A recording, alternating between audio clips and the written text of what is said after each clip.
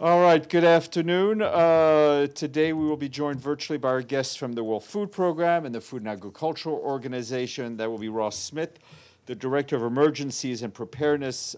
He will be connecting from Rome. And Lucia Elmi, UNICEF's Director of Emergency Operations, will be connecting from Iraq.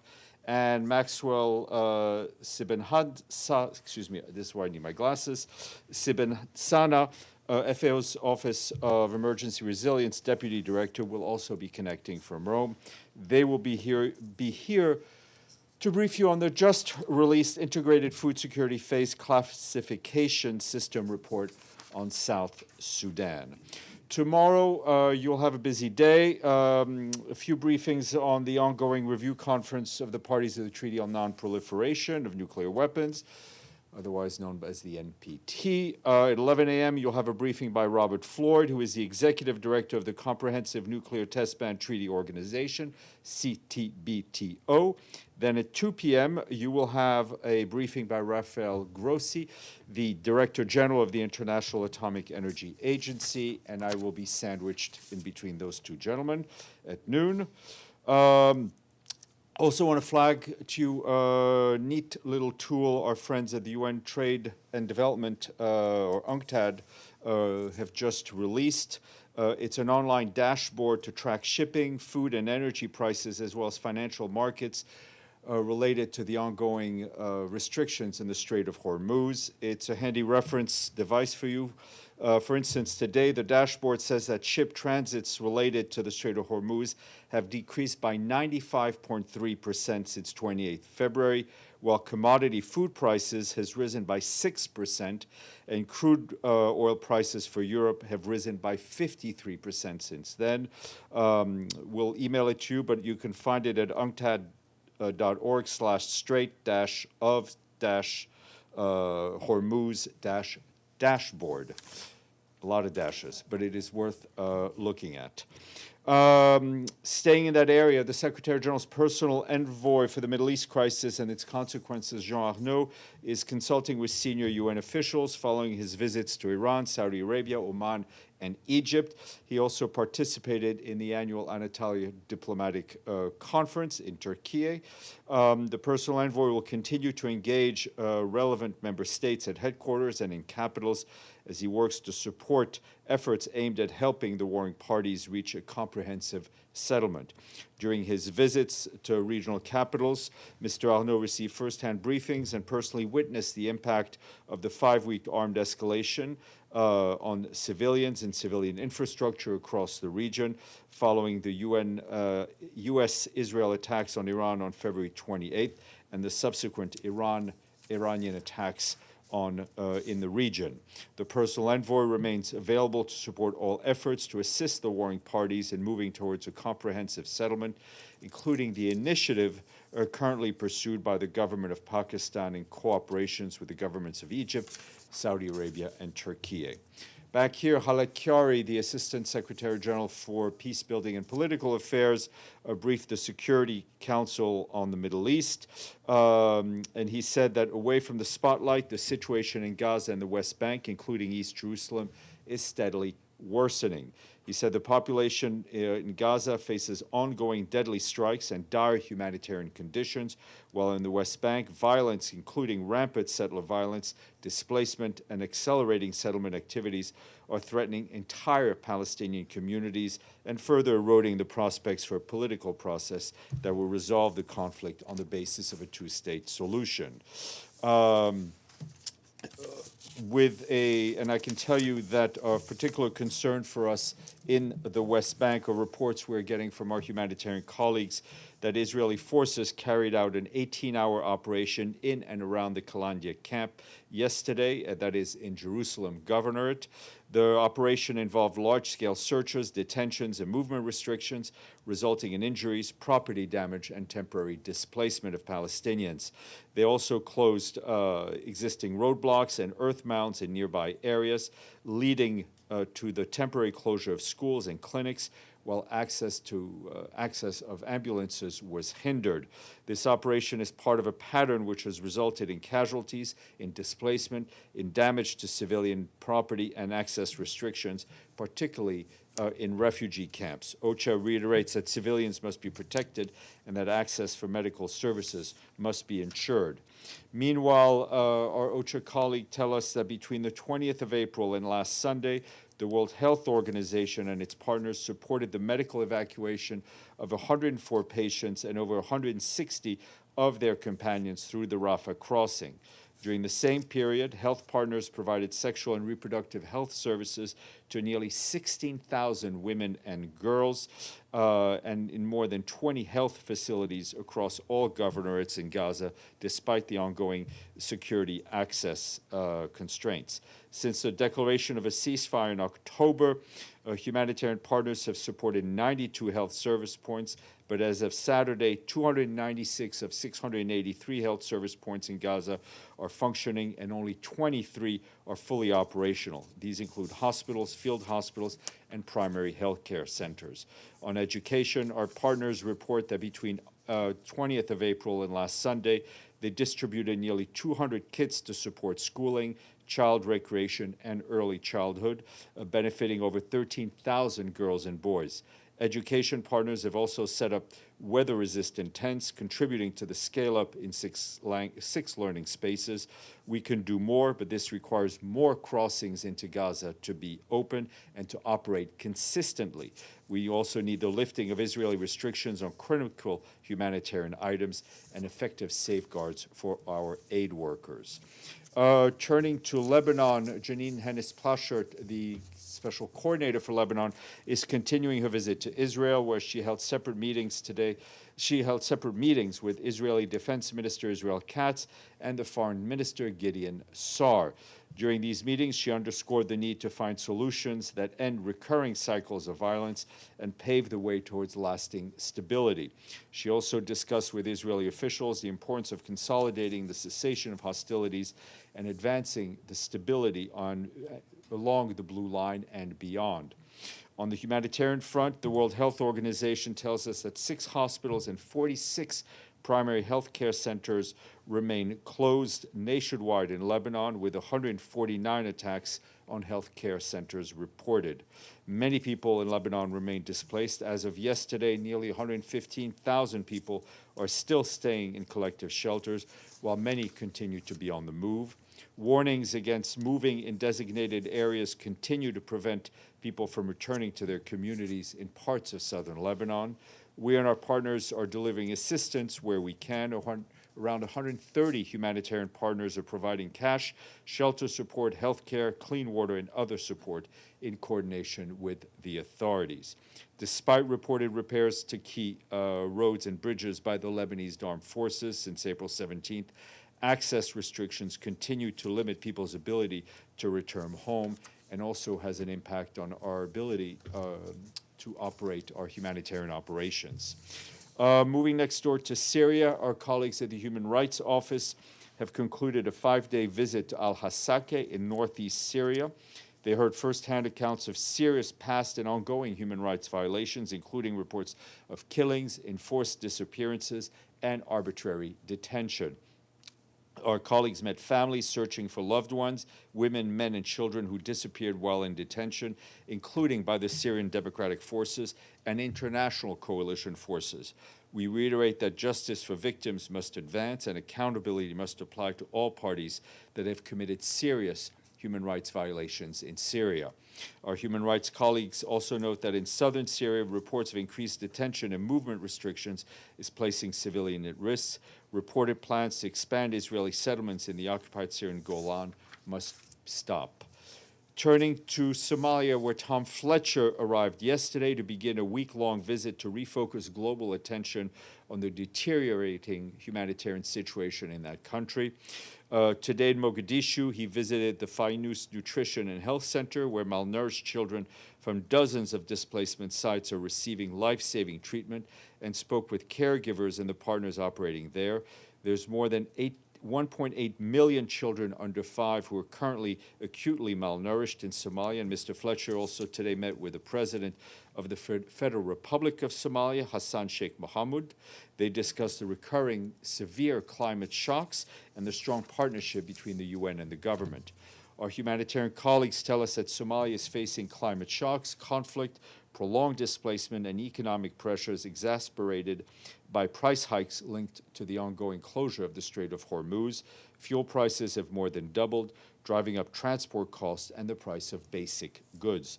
In addition, failed rains since late last year have led to widespread death of livestock, acute water shortages, and growing food insecurity across Somalia. At least 5 million people have been affected, including 500,000 who've been forced to leave their homes. Already, at least 2 million people are facing acute hunger. Despite these escalating needs, funding cuts are forcing aid agencies to scale back life-saving programs. Our humanitarian colleagues note that more than 300 health facilities have closed or become non-functional, and mobile health teams have been disbanded, cutting off access to essential care for hundreds of thousands of people. The 2026 Humanitarian Needs and Response Plan for Somalia remains underfunded at just 14% of the $852 million required.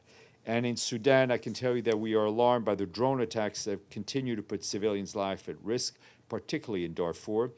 Local officials and sources are telling our humanitarian colleagues on the ground that yesterday a drone reportedly struck the Al-Himidia displacement camp in Zalingle, which is the capital of central Darfur state. The camp hosts an estimated 70,000 people. The attack has reportedly killed 5 civilians and injured 12 others. I want to flag also a new report released by UNICEF highlighting how children are also facing alarming escalation of extreme violence. Since April of 2024, more than 1,500 grave violations against children attributed to the parties to the conflict have been verified in El Fasher, including the killing and maiming of over 1,300 children, many by explosive weapons and drones, as well as sexual violence, abduction, and recruitment and use by armed groups. Yet these harrowing figures almost certainly underrepresent the true scale of abuse, with similar patterns being seen in other parts of Somalia. And a couple of notes from Afghanistan, where UNICEF today released an analysis showing that Afghanistan risks losing up to 20,000 women teachers and 5,400 healthcare workers by 2030 as restrictions on girls' education and women's employment continues. The agency notes that restrictions on girls' and women's education and work are already costing the country $84 million annually in lost income output. Since the de facto authorities prevented girls from accessing secondary education in September of 2021, 1 million girls have been denied their right to learn in a country that has already one of the lowest female literacy rates in the world. The analysis indicates if the ban persists until 2030, over 2 million girls will have been deprived of their right of an education beyond primary school. And staying in Afghanistan, our humanitarian colleagues said that over the past 2 days, there have been reports of further exchange of fire between Afghanistan and Pakistan. Multiple airstrikes and mortar shelling into Afghan territory have reportedly impacted parts of the eastern province of Kunar. Officials at a hospital in Asadabad said at least 7 people were killed, 79 injured. That includes 13 women and 32 children. Our humanitarian colleagues said the strikes also reportedly damaged a wing where students live at a university, fuel station, and a drug rehab center. So far, more than 100,000 people in Afghanistan have been displaced because of the fighting. We, along with our humanitarian partners on the ground, providing support to communities in need. Assessments have been carried out in 45 affected districts, identifying over 115,000 people as being in need of aid. We warn once again that hostilities put already vulnerable communities at risk, deepening humanitarian needs and civilian suffering. We reiterate that all parties must uphold their obligations under international humanitarian law and that civilians must always be protected. One last Afghan note, you will see that yesterday the Secretary General appointed Bruno Le Marquis of France as his new Deputy Special Representative for Afghanistan with the UN Assistance Mission in that country. He will also serve as the Resident Coordinator in Afghanistan. Mr. Le Marquis will also serve as the Humanitarian Coordinator. He succeeds Indrika Wate of Sri Lanka, to whom the SG is grateful for his service. Mr. Le Marquis has served since 2022 as the Deputy Special Representative in the Congo, and we congratulate Bruno and wish him luck. Turning to this hemisphere, 6 months after Hurricane Melissa made landfall in Jamaica, the UN Development Program continues to support recovery efforts in the hardest hit communities through the Jamaica Resilient Recovery Initiative, supported by international partners. UNDP is helping to restore livelihood and strengthen resilience. Solar-powered energy and cold storage facilities are now supporting about 300 fishers, benefiting more than 6,500 people, and restoring seafood markets. At the same time, debris management efforts have removed over 900 metric tons of hurricane waste, benefiting 18,000 persons from target communities, while generating employment and improving living conditions. Support to small businesses, particularly those led by women and persons with disabilities, is helping to restore livelihoods, reopening local economies and in impacted communities. And this morning, our special advisor for the Secretary General on Climate Action, Selwyn Hart, addressed the opening session of the first international conference on transitioning away from fossil fuels, which is taking place in Colombia, in South America. He noted that the meeting is being held in the midst of yet another global energy crisis, and once again, the same truth is laid bare. A global energy system built on fossil fuels is inherently unstable, volatile, and unreliable. Mr. Hart stressed the urgency of transitioning away from fossil fuels. That is no longer only a climate imperative, it is a security imperative, an economic imperative, and a development imperative. His remarks were shared with you. Just for the record, I want to flag that yesterday we issued a statement marking in which Secretary General extended his warm greetings to the people and government of South Africa as they commemorated their National Freedom Day, a defining moment in the country's history and a reflection on the hard-won values of freedom, dignity, equality, and human rights that underpin the nation's democratic constitution. The Secretary General also expressed his deep concern at reports of xenophobic attacks and acts of harassment, intimidation against migrants and foreign nationals in parts of South Africa. He strongly condemned these criminal acts perpetrated by individuals inciting violence and exploiting socioeconomic conditions. Vanessa Fraser, the Special Representative for Children in Armed Conflict, has just arrived in the Russian Federation, where she will engage with representatives of governments to discuss the protection of children affected by the conflict in Ukraine. While there, she will also engage with the diplomatic community, our UN colleagues, and other stakeholders. Her trip follows the Secretary General's request in his last annual report in Children in Armed Conflict for engagement between the Russian Federation and the Office of the Special Representative for Children in Armed Conflict. You will recall that Ms. Fraser also went to Ukraine from the 13th to the 17th of April. Today is World Day for Safety and Health at Work. This will be here, because getting the job done should never come at the cost of getting home safely. On this day, we call for a safer, healthier workplace for everyone, everywhere. And a financial contribution quiz for you today. Chris, are you ready? All right. The national flower of this country is the anemone coronaria, aka the red anemone. It also shares with another country the lowest point on Earth's surface at 414 feet below sea level. Nope. Yes. Who said Israel? Yes, it is Israel. So we thank our friends in Israel for their full payment to the regular budget. Fully paid up, member states are 104. On that note, no questions? We have our guests from National Public Radio. Please. I know how this works. Do I know how it works? It works that you ask a question now, and I don't answer. Yeah. I just had a question about the Strait of Hormuz. I wonder if the Secretary's getting any traction from either the U.S. or Israel, or the Iranians on this idea to get fertilizer ships through. The discussions are continuing both with Jorge Moreira da Silva. The Secretary General also spoke just a short while ago with the Foreign Minister of Saudi Arabia, and that was focused on what can be done to reopen the strait. Professore Vacara. When I'm here, I prefer to be called George. If you want journalist, I'm a journalist. Oh, journalist. Okay, yeah, it's just it was a term of endearment. Yeah, no, I don't know. It makes me feel like I should not ask the question I want to ask. According to DEVEX, they have journalists that really coming up with good scoops. There is they find out from the sources that the United States is going not to pay the quote, or at least said the UN that is not going to pay next year the quote if the UN doesn't go through with reform, and there is 10 points that has to do with, well, I'm sure you read it. So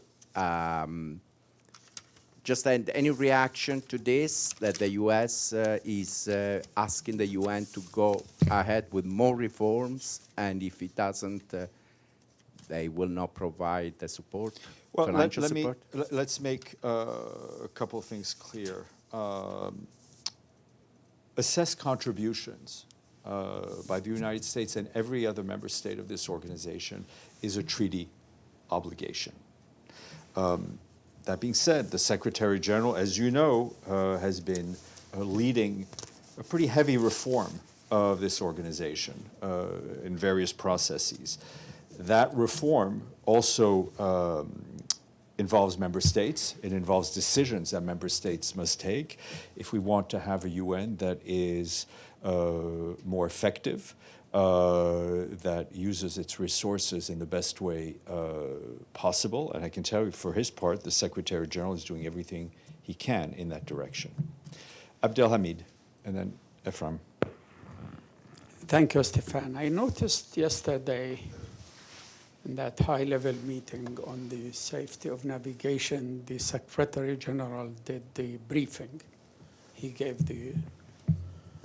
was himself in the Security Council, and he gave the UN briefing. But in today's meeting, it's the same. It's high-level, ministerial meeting. He didn't come to the meeting, nor he gave the speech, nor even his deputy or his Undersecretary General, Rosemary DiCarlo.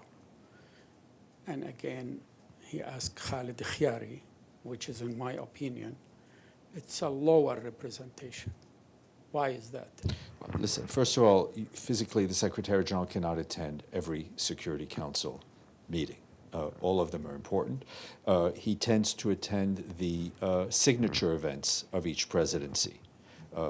For the Bahrain presidency, the one on maritime safety, the one on maritime safety is signature events. There are numerous briefings on the situation in the Middle East. The Secretary General sometimes attends them, sometimes is represented by his senior officials who represent what his position is, and I think that position was made very clear by Mr. Khiari.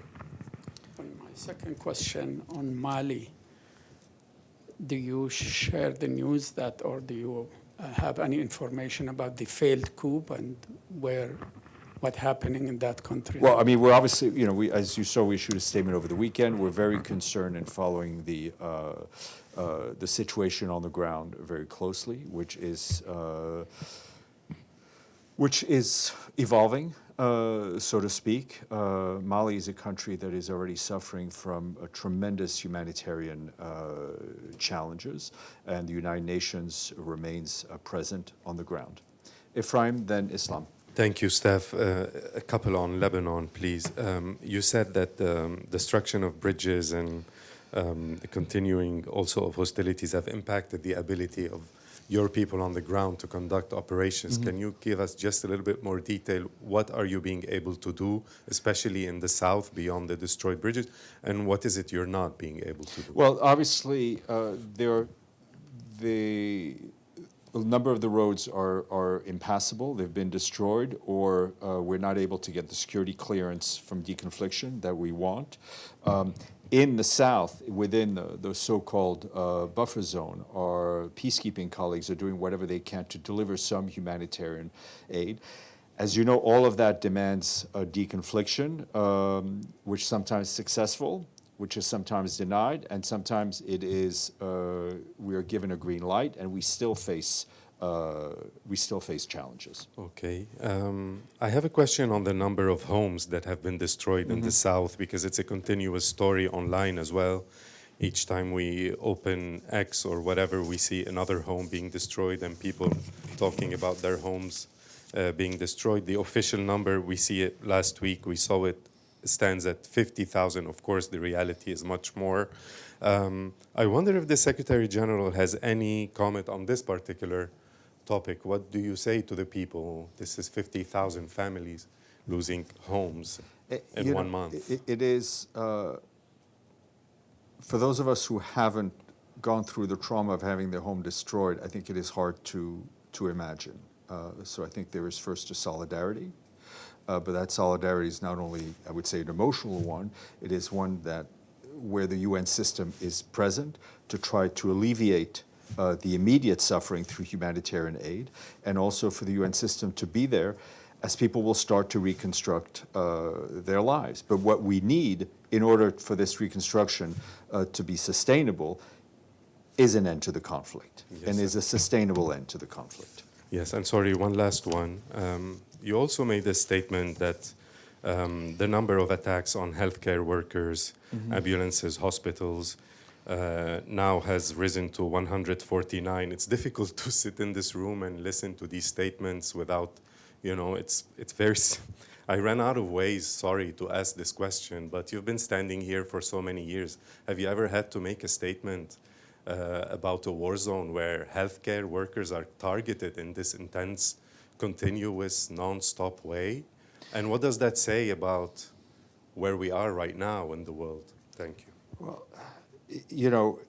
you sometimes find it hard to ask the questions. We sometimes find it hard to just keep repeating these horrendous facts, whether it is in Lebanon, whether it is in Gaza, whether it is in Darfur, where we are.